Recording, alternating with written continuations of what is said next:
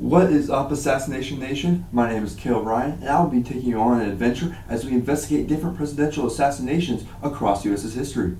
More specifically today, we'll be investigating the failed assassination attempt of the man known as the Great Communicator and even the Bane of Communism. That's right, folks. I am talking about the man himself, President Ronald Reagan. Let's get into it, baby.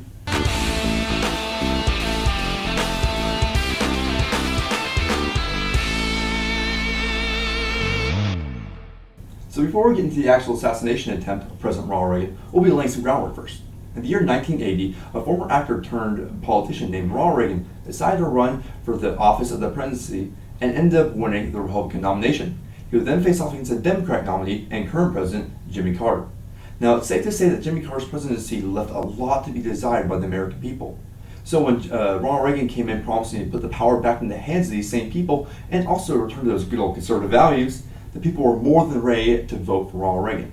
So in November of 1980, Ronald Reagan won in what can almost be described as a landslide victory. He would then take office on January 20th of 1981. Now let's talk about our wannabe assassin, John Hinckley Jr. By all accounts, John had a normal upbringing as he was raised in a suburban Dallas home and was even a popular kid in middle school as he was an expert on guitar and a great athlete.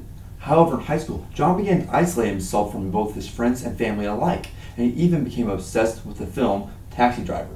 Now, through this obsession, John became infatuated with the actress Jodie Foster, who played a young prostitute in the movie. John then went on to stalk Miss Foster by writing her countless love letters and also traveling to whatever city she may be in just for the chance of getting to meet her. Now, John did eventually succeed in getting a phone call with Jodie Foster, but of course in this call, his advances were rejected. So in a desperate last chance to win Jodie Foster's love, John decided to take a page out of his favorite film, Taxi Driver, and follow the logic of the main character, Bickle, who decides that the best way to win Foster's character's love is through the assassinating of a presidential candidate.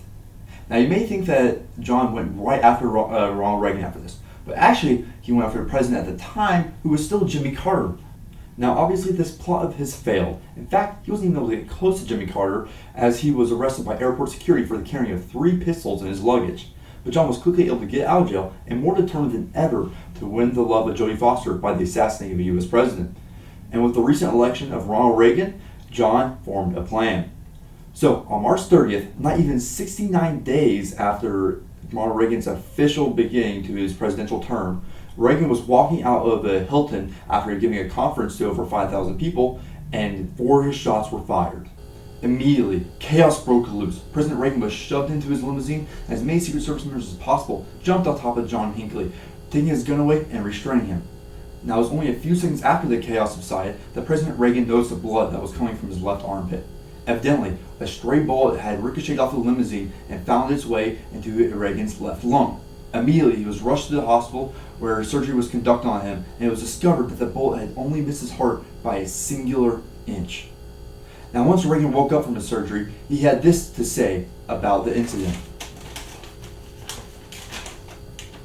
Getting shot hurts.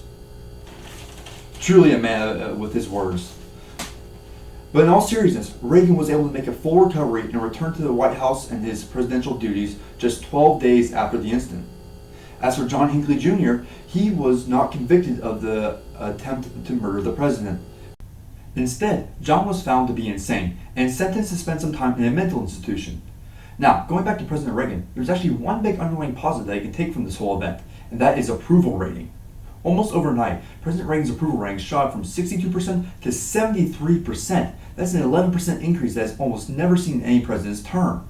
And this helped to set a precedent for the rest of the year, and some even claim that this helped to win Reagan re-election in 1984.